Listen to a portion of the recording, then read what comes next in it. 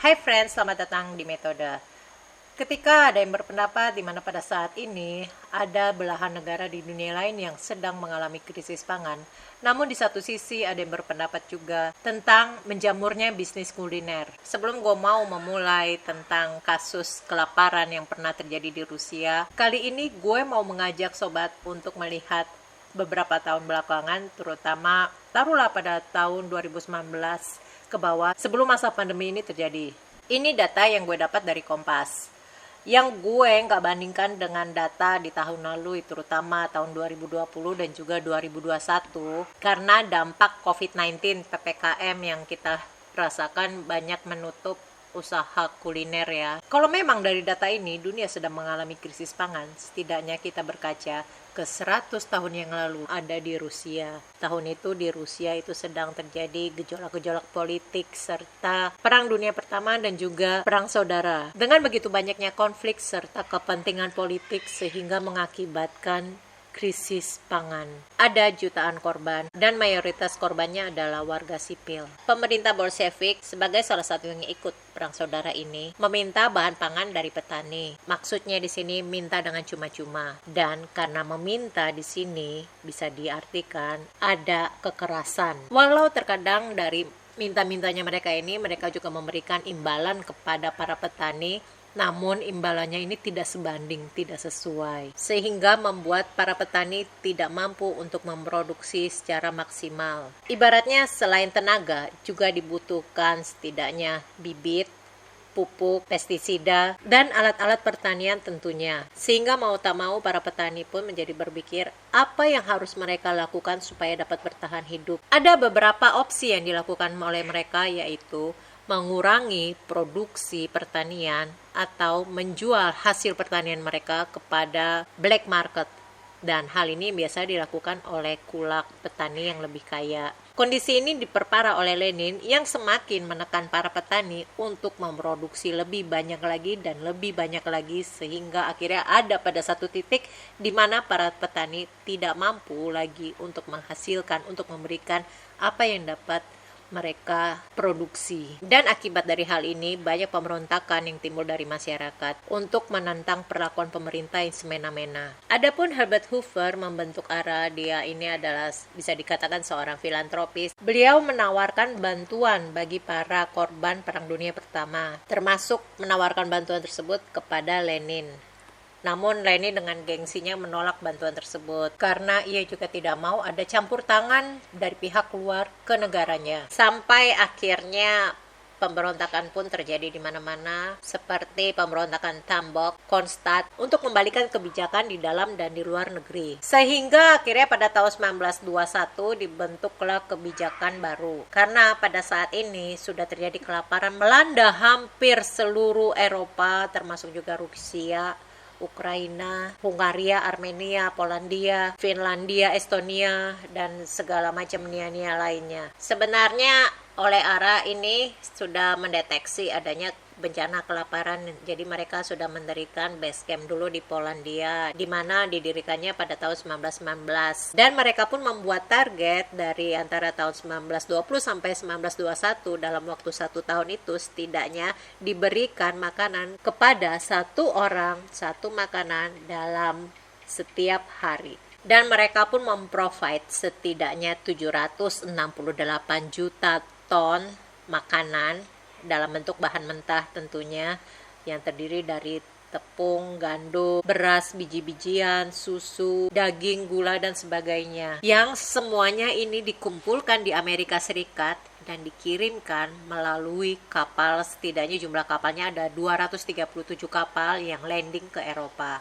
Ada 125.000 orang yang bahu-membahu untuk membongkar muatan. Mereka juga menimbang, mendistribusikannya ke berbagai daerah, mengolah dan memasaknya sehingga menjadi makanan yang sudah siap saji, diolah dalam 21.000 dapur. Meskipun bahan makanan ini sudah jadi, sudah diolah, namun masih ada tantangan lain lagi yang harus dihadapi oleh mereka.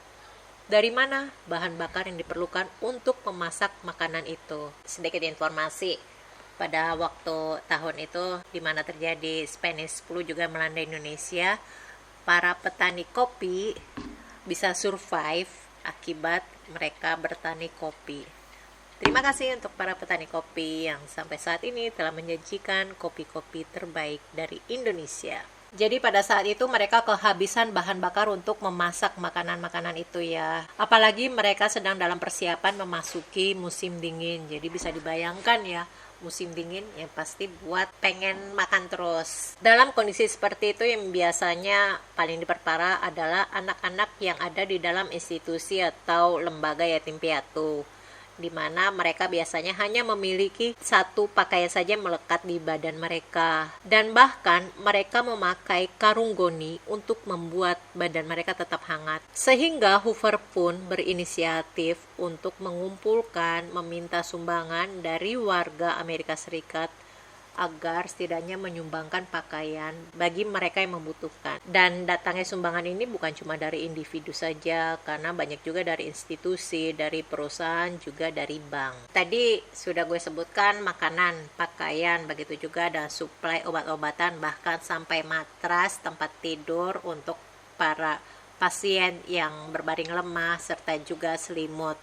Semuanya disumbangkan, dibantu. Dan karena kontribusi yang dimanage oleh Hoover ini, sehingga membuat ia terpilih menjadi Presiden Amerika Serikat yang ke-31 di tahun 1929 sampai 1933. Hanya satu periode saja. Dan ada lagi sih dampak dari bencana kelaparan ini yang terjadi pada tahun 1920 sampai 1921 itu, karena setidaknya orang menjadi malnutrisi sehingga daya tahan tubuh mereka pun berkurang dan menyebabkan setidaknya ada 5 juta kematian. Meski begitu, ada sumber lain yang mengatakan kalau jumlahnya lebih banyak dari ini, taruhlah 10 juta. Namun data ini agak-agak rancu karena bercampur aduk dengan teror dan perang yang terjadi pada saat yang hampir bersamaan. Ini bisa dikatakan adalah bencana yang sangat mengerikan, di mana pada saat itu banyak yang mengubah orang untuk menjadi kanibal.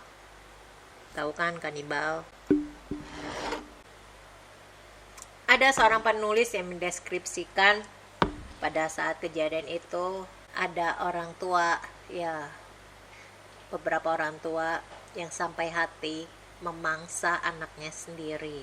Lalu ada seorang penyintas juga yang berprofesi sebagai dokter. Beliau ini menulis surat kepada sahabatnya di negara lain yang tidak menderita bencana kelaparan ini, di mana ia mengatakan kalau ia bukanlah kanibal, tetapi tidak tahu apa yang akan terjadi padanya, apakah dia masih tetap seperti itu atau berubah menjadi kanibal pada saat surat itu sampai ke sahabatnya ini.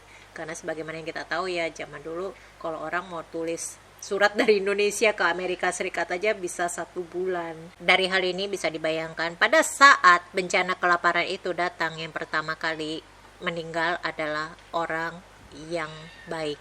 Karena pada saat itu chaos pun timbul dan orang melakukan segala sesuatu hal untuk mendapatkan uang, setidaknya untuk mendapat membeli bahan pangan, sehingga mereka yang menolak untuk menjadi perampok atau melacurkan dirinya yang akan mati. Saat-saat seperti inilah orang harus pintar-pintar bagaimana caranya menyimpan harta yang mereka miliki, terutama makanan, dan mereka yang berbaik hati memberikan simpanan mereka itu, mereka yang akan mati. Sampai akhirnya stok makanan pun ludes tak bersisa, yang menyebabkan orang mulai mencari keluar dan memakan mayat-mayat yang ada di jalanan yang terlihat seperti makanan. Dan orang yang menolak untuk memakan mayat ini bisa dipastikan akan mati ketika tidak ada lagi tersisa mayat yang bertebaran, sehingga membuat mereka harus saling menyerang, dan mereka yang menolak membunuh relatifnya yang akan mati. Ini ilustrasi yang sangat mengerikan tentunya ya. Jadi kalau ada yang sampai hati sebagaimana yang telah tadi dideskripsikan oleh si penulis yang bernama Alexander Solzhenitsyn, di mana orang tua sampai hati untuk memangsa anaknya sendiri, berarti ia sudah ada di tahap ini. Meskipun bencana ini telah berakhir di tahun 1922, tapi setidaknya Rusia masih mengalami beberapa bencana kelaparan yang lainnya lagi, ada di tahun 1931 dan 1932. Bencana yang agak-agak mirip seperti itu, di mana kali ini bencana yang disebabkan oleh gagal panen. Yang diperkirakan setidaknya selain akibat faktor alam, tidak imbangnya jumlah konsumen serta produksi pangan, di mana lebih banyak jumlah konsumennya, sehingga bibit-bibit yang seharusnya dapat disimpan untuk ditanam dan diulang lagi produksinya lebih banyak, kali ini tidak dapat dilakukan dan membuat bencana kelaparan itu terulang lagi. Bencana lainnya yang terjadi juga di tahun 1946 sampai 1947. Pada saat itu terjadi Perang Dunia Kedua, juga seperti sebelumnya jumlah panen yang terlalu sedikit dan pemerintah yang terlalu bersemangat untuk menaikkan taraf hidup rakyatnya sehingga mereka menjual segala sesuatu dengan harga yang terlalu tinggi dan mereka tidak mampu untuk membelinya. Bencana kelaparan ini setidaknya harus kita waspadai, jadi jangan buang makananmu. Oke, gua harap kita semua dapat belajar dari kejadian ini, dan kalau kamu punya unek-unek, kamu bisa komen di bawah. Jangan lupa like dan subscribe. Stay safe and stay healthy.